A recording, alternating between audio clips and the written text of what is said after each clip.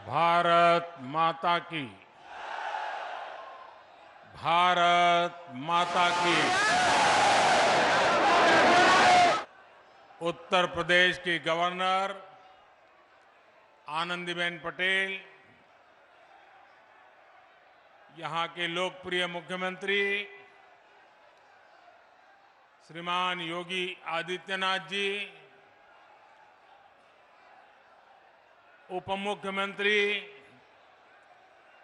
ब्रजेश पाठक जी, केंद्रीय मंत्री Shri VK Singh ji, Uttar Pradesh Bharatiya Janata party के अध्यक्ष श्रीमान भूपेंद्र चौधरी जी, अन्य प्रतिनिधिगण और बुलंद के मेरे प्यारे भाइयों और बहनों,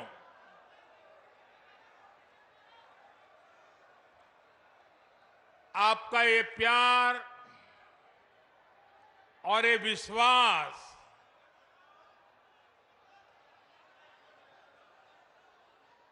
जीवन में इससे बड़ा सौभाग्य क्या हो सकता है।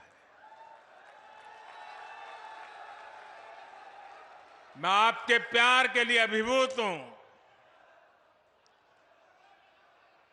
और मैं आज देख रहा था इतनी बड़ी तादाद में माताएं बहनें, और ये समय तो हमारे यहाँ परिवार में माताओं बहनों का सबसे व्यस्त समय होता है, रसोई का समय होता है, लेकिन सब छोड़ छाड़ करके इतनी बड़ी तादाद में हमें आशीर्वाद देने आए सभी माताओं बहनों को मेरा विशेष प्रणाम।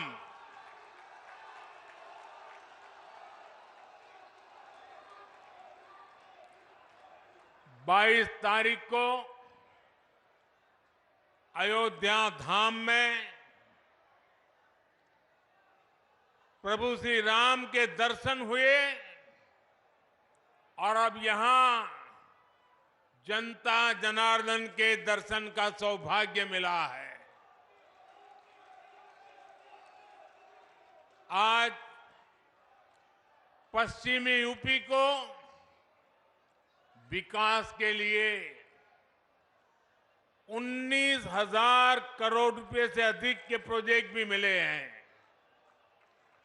ये प्रोजेक्ट रेल लाइन, हाईवे,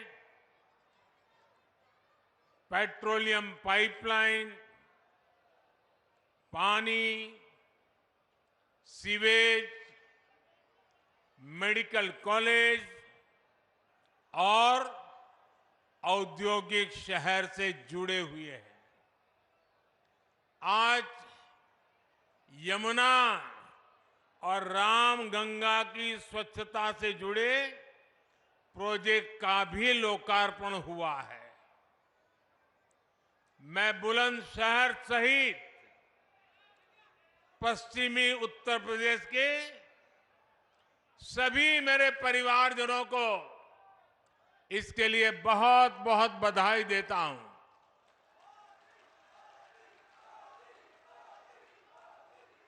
भाइयों और बहनों, इस क्षेत्र ने तो देश को कल्याण सिंह जी जैसा सपूत दिया है, जिन्होंने राम काज और राष्ट्र काज दोनों के लिए अपना जीवन समर्पित किया। आज वो जहां है, अयोध्या धाम को देखकर बहुत आनंदित हो रहे होंगे। ये हमारा सौभाग्य है कि देश ने कल्याण सिंह जी और उनके जैसे अनेक लोगों का सपना पूरा किया है। लेकिन अभी भी सशक्त राष्ट्र के निर्माण का, सच्चे सामाजिक न्याय का उनका स्वप्न पूरा करने के लिए हमें अपनी गति और बढ़ानी है। और जिसके लिए हमें मिलकर काम करना है।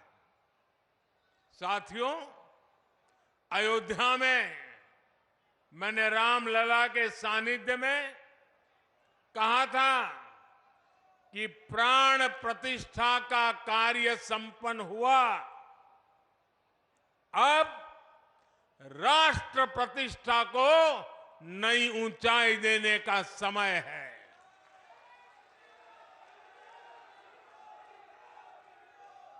हमें देव से देश और राम से राष्ट्र के मार्ग को और प्रशस्त करना है। हमारा लक्ष्य साल 2047 तक भारत को विकसित राष्ट्र बनाना है। और लक्ष्य बड़ा हो तो उसके लिए हर साधन जुटाना होता है,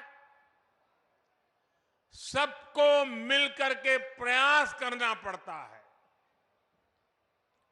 विकसित भारत का निर्माण भी यूपी के तेज विकास के बिना संभव नहीं है। इसके लिए हमें खेत खलिहान से लेकर ज्ञान, विज्ञान, उद्योग, उद्यम तक हर शक्ति को जगाना है। आज का ये आयोजन इसी दिशा में एक और कदम है, बड़ा कदम है, महत्वपूर्ण कदम है। साथियों, आजादी के बाद के दशकों में लंबे समय तक भारत में विकास को सिर्फ कुछ ही क्षेत्रों में सीमित रखा गया। देश का एक बहुत बड़ा हिस्सा विकास से वंचित रहा। इसमें भी उत्तर प्रदेश, जहां देश की सबसे अधिक आबादी बसती थी, उस पर उतना ध्यान नहीं दिया गया।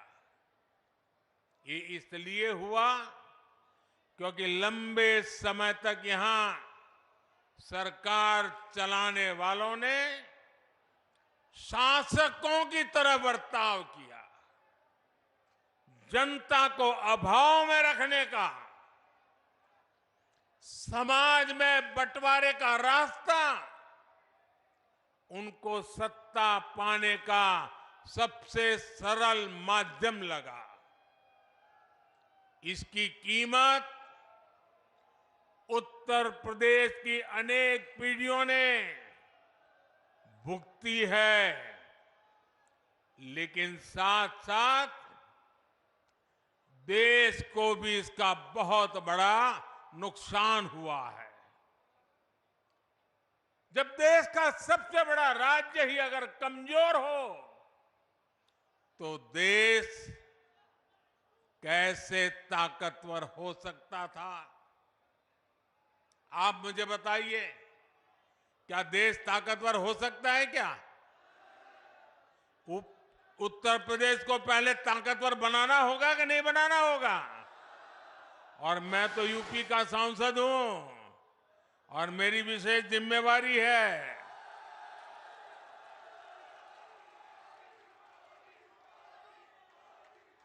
मेरे परिवारजनों, 2017 में डबल इंजन की सरकार बनने के बाद से यूपी में पुरानी चुनौतियों से निपटने के साथ ही आर्थिक विकास को नई गति दी है।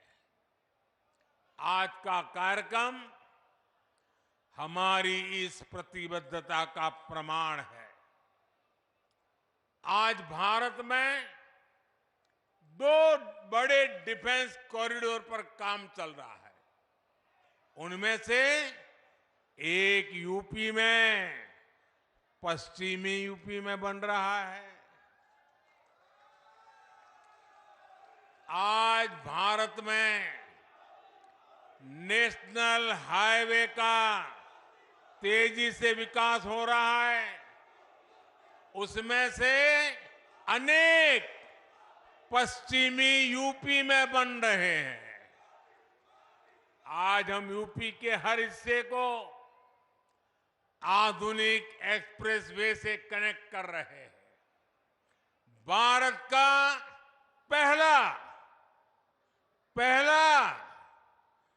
पहला नमो भारत ट्रेन प्रोजेक्ट पश्चिम यूपी में ही शुरू हुआ है। यूपी के कई शहर मेट्रो सुविधा से जुड़ रहे हैं। यूपी ईस्टर्न और वेस्टर्न डेडिकेटेड फ्रेट कॉरिडोर्स का हब बन रहा है। और ये बात बहुत बड़ी है साथियों। आने वाली शताब्दियों तक इसका महात्म्य रहने वाला है, जो आपके नसीब में आया है। जब जेवर इंटरनेशनल एयरपोर्ट बनकर तैयार हो जाएगा तो इस क्षेत्र को एक नई ताकत, नई उड़ान मिलने वाली है। साथियों, सरकार के प्रयासों से आज पश्चिमी उत्तर प्रदेश रोजगार देने वाले प्रमुख सेंटर में से एक बन रहा है। केंद्र सरकार देश में 4 नए औद्योगिक स्मार्ट शहर बनाने की तैयारी में है। ऐसे नए शहर जो दुनिया के श्रेष्ठ मैन्युफैक्चरिंग और निवेश स्थलों को टक्कर दे सके। इसमें से एक औद्योगिक स्मार्ट शहर पश्चिमी उत्तर प्रदेश के ग्रेटर नोएडा में बना है। और आज मुझे इस महत्वपूर्ण टाउनशिप का उद्घाटन करने का सौभाग्य मिला है। यहां हर वो बुनियादी सुविधाएं विकसित की गई है जो रोजमर्रा के जीवन के लिए, व्यापार, कारोबार, उद्योग के लिए चाहिए। अब ये शहर दुनिया भर के निवेशकों के लिए तैयार है। इसका लाभ यूपी के, विशेष रूप से पश्चिमी यूपी के हर छोटे, लघु और कुटीर उद्योग को भी होगा। इसके बहुत बड़े लाभार्थी हमारे किसान परिवार, हमारे खेत मजदूर भी होंगे। यहां कृषि आधारित उद्योगों के लिए नई संभावनाएं बनेगी। साथियों, आप भी जानते हैं कि पहले खराब कनेक्टिविटी की वजह से किसान की पैदावार समय पर बाजार नहीं पहुंच पाती थी। किसानों को अधिक भाड़ा भी देना पड़ता था। गन्ना किसानों को कितनी परेशानी होती थी, ये आपसे बेहतर और कौन जानता है। किसानों की उपज को अगर विदेश एक्सपोर्ट करना होता था तो वो भी मुश्किल था। यूपी समंदर से बहुत दूर है, इसलिए उद्योगों के लिए जो गैस और दूसरे पेट्रोलियम प्रोडक्ट चाहिए उन्हें भी ट्रकों में लाना पड़ता था। इन सारी चुनौतियों का हल नए एयरपोर्ट और नए डेडिकेटेड फ्रेट कॉरिडोर में है। अब यूपी में बना सामान यूपी के किसानों के फल सब्जी और ज्यादा आसानी से विदेशी बाजार तक पहुंच पाएंगे। मेरे परिवारजनों, डबल इंजन सरकार का निरंतर प्रयास है कि गरीब और किसान का जीवन आसान हो। मैं योगी जी की सरकार को बधाई दूंगा कि उन्होंने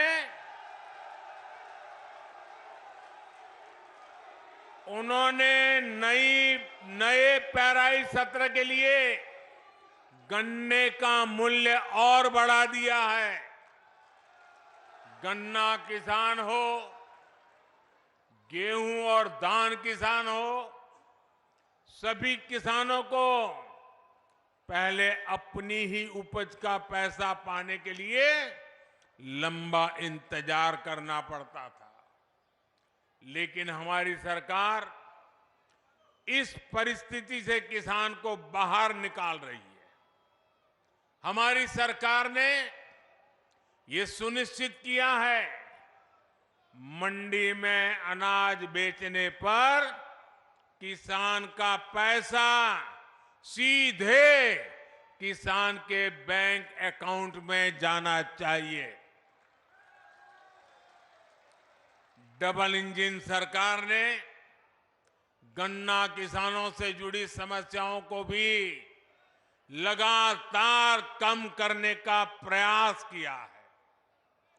गन्ना किसानों की जेब में ज्यादा से ज्यादा पैसे जाएं, इसके लिए हमारी सरकार इथेनॉल बनाने पर बल दे रही है। इस वजह से किसानों को हजारों करोड़ रुपए अतिरिक्त मिले हैं। साथियों, किसानों का हित हमारी सरकार की सर्वोच्च प्राथमिकता है। आज सरकार हर किसान परिवार के इर्द गिर्द एक पूरा सुरक्षा कवच बना रही है। किसानों को सस्ती खाद मिलती रहे, इसके लिए बीते वर्षों में हमारी सरकार ने लाखों करोड़ रुपए खर्च किए हैं। दुनिया में आज यूरिया की जो बोरी 3,000 रुपए तक की मिल रही है, भारत के किसानों को 300 रुपए से भी कम में मिल रही है। आपने ठीक से सुना क्या? ये यूरिया की बोरी दुनिया में 3,000 रुपए तक में बिकती है, जबकि भारत सरकार आपको वो बोरी 300 से भी कम कीमत में देती है। अब देश ने और एक महत्वपूर्ण काम किया है, नैनो यूरिया बनाया है। इससे एक बोरी खाद की शक्ति एक बोतल में समा गई है। इससे भी किसानों को लागत कम होगी, बचत होगी। सरकार ने करोड़ों किसानों के खातों में पीएम किसान सम्मान निधि के 3.25 लाख करोड़ रुपए भी ट्रांसफर किए हैं। मेरे परिवारजनों, कृषि और कृषि आधारित अर्थव्यवस्था के निर्माण में हमारे किसानों का योगदान हमेशा से अभूतपूर्व रहा है। हमारी सरकार सहकारिता के दायरे को भी लगातार बढ़ा रही है। पैक्स हो, कोऑपरेटिव सोसाइटी हो, किसान उत्पाद संघ एफपीओ हो, इनको गांव-गांव तक पहुंचाया जा रहा है। ये छोटे किसानों को बाजार की बड़ी ताकत बन रहा है। खरीद बिक्री हो, लोन हो, कोई फूड प्रोसेसिंग उद्योग हो, एक्सपोर्ट हो, ऐसे हर काम के लिए किसानों की सहकारी संस्थानों को प्रोत्साहित किया जा रहा है। ये छोटे से छोटे किसान को भी सशक्त करने का एक बहुत बड़ा माध्यम बन रही है। किसानों की एक बहुत बड़ी समस्या भंडारण की सुविधा के अभाव की भी रही है। हमारी सरकार ने भंडारण की सुविधाओं के निर्माण के लिए दुनिया की सबसे बड़ी योजना शुरू की है। इसके तहत पूरे देश में कोल्ड स्टोरेज का भंडारण का नेटवर्क तैयार किया जा रहा है। साथियों, हमारा प्रयास है कि खेती किसानी को आधुनिक तकनीक से जोड़ा जाए। इसमें भी गांव में हमारी नारी शक्ति के माध्यम एक बहुत बड़ी ताकत बन सकता है और उस दिशा में हम काम कर रहे हैं। केंद्र सरकार ने नमो ड्रोन दीदी योजना शुरू की है। इससे महिलाओं के स्वयं सहायता समूहों को ड्रोन पायलट की ट्रेनिंग दी जा रही है। उन्हें ड्रोन दिए जा रहे हैं। भविष्य में ये नमो ड्रोन दीदी ग्रामीण अर्थव्यवस्था और खेती किसानी की बहुत बड़ी ताकत बनने जा रही है। साथियों, किसानों के लिए जितना हमारी सरकार ने काम किया है, उतना पहले किसी सरकार ने नहीं किया है। बीते 10 वर्षों में जन कल्याण की हर योजना का सीधा लाभ हमारे छोटे किसानों को मिला है। करोड़ों पक्के घर बने हैं, तो इनके बहुत बड़े लाभार्थी छोटे किसान और खेत मजदूर है। गांवों के करोड़ों घरों में पहली बार टॉयलेट बने हैं। पहली बार गांव के करोड़ों घरों में नल से जल पहुंचा है। इसका लाभ सबसे अधिक किसान परिवारों की मेरी माताओं बहनों को ही तो मिला है। पहली बार किसानों और खेत मजदूरों को भी पेंशन की सुविधा मिली है। पीएम फसल बीमा योजना से किसानों को मुश्किल समय में मदद मिली है। फसल खराब होने पर किसानों को 1.5 लाख करोड़ रुपए से ज्यादा दिए गए हैं। मुफ्त राशन हो, मुफ्त इलाज हो, इसके ज्यादातर लाभार्थी गांव के मेरे किसान परिवार और खेत मजदूर ही है। हमारा प्रयास है कि कोई भी लाभार्थी सरकार की योजना से वंचित न रहे। इसके लिए मोदी की गारंटी वाली गाड़ी गांव-गांव आ रही है। यूपी में भी लाखों लोग इस गारंटी वाली गाड़ी से जुड़े हैं।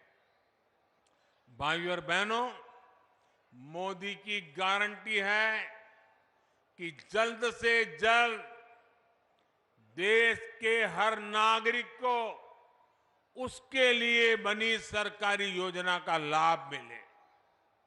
आज देश मोदी की गारंटी को गारंटी पूरा होने की गारंटी मानता है, क्योंकि हमारी सरकार जो कहती है वो करके दिखाती है।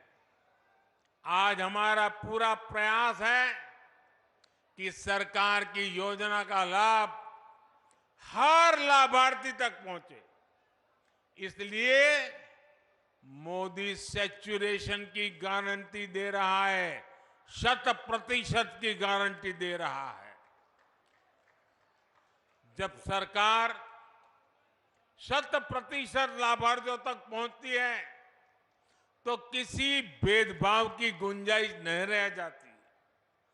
जब सरकार 100% लाभार्थियों तक पहुंचती है तो किसी भ्रष्टाचार की गुंजाइश भी नहीं रह जाती। और यही सच्चा सेक्युलरिज्म है, यही सच्चा सामाजिक न्याय है। गरीब किसी भी समाज में हो, उसकी जरूरतें उसके सपने समान है। किसान किसी भी समाज को हो, उसकी जरूरतें उसके सपने एक जैसे हैं। महिलाएं किसी भी समाज की हो, उनकी जरूरतें उनके सपने भी एक ही हैं। युवा किसी भी समाज के हो, उनके सपने उनकी चुनौतियां एक जैसी ही है। इसलिए मोदी बिना भेदभाव के हर जरूरतमंद तक तेजी से पहुंचना चाहता है। आजादी के बाद लंबे समय तक कोई गरीबी हटाओ का नारा देता रहा, कोई सामाजिक न्याय के नाम पर झूठ बोलता रहा, लेकिन देश के गरीबों ने देखा कि सिर्फ कुछ परिवारों के घर अमीरी आई, कुछ ही परिवारों की राजनीति फली फूली। सामान्य गरीब, दलित, पिछड़ा तो अपराधियों और दंगों से सहमा हुआ था। लेकिन अब देश में स्थितियां बदल रही है। मोदी ईमानदारी से आपकी सेवा में जुटा है।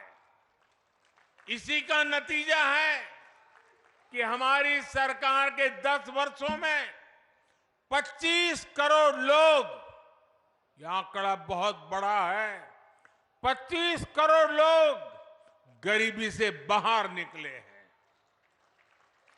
जो बाकी बचे हैं उन्हें भी उम्मीद जगी है कि वे भी जल्द ही गरीबी को परास्त कर देंगे। साथियों, मेरे लिए तो आप ही मेरा परिवार है।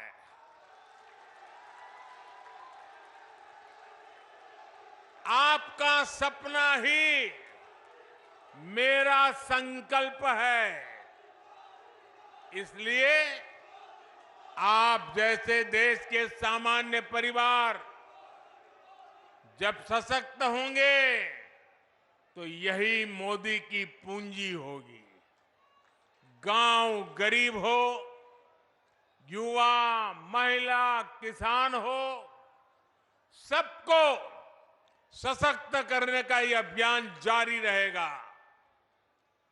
आज मैं देख रहा था, कुछ मीडिया वाले चला रहे थे कि आज बुलंदशहर में मोदी चुनाव का बिगुल फूकेंगे।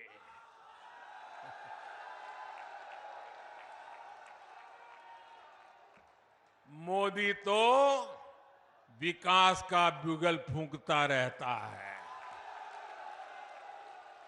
मोदी तो समाज के आखिरी व्यक्ति के कल्याण के लिए बिगुल फूंकता रहता है। मोदी को न पहले जरूरत थी, न आज जरूरत है, न आगे जरूरत है चुनाव के बिगुल फूंकने की।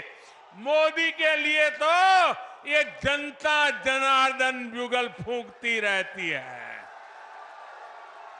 और जब जनता जनार्दन ब्यूगल फूंकती है तो मोदी को अपना समय उस ब्यूगल फूंकने में नहीं लगाना पड़ता, उसको तो अपना समय जनता जनार्दन के चरणों में बैठ करके सेवा भाव से काम करने में उसका समय लगा रहता है।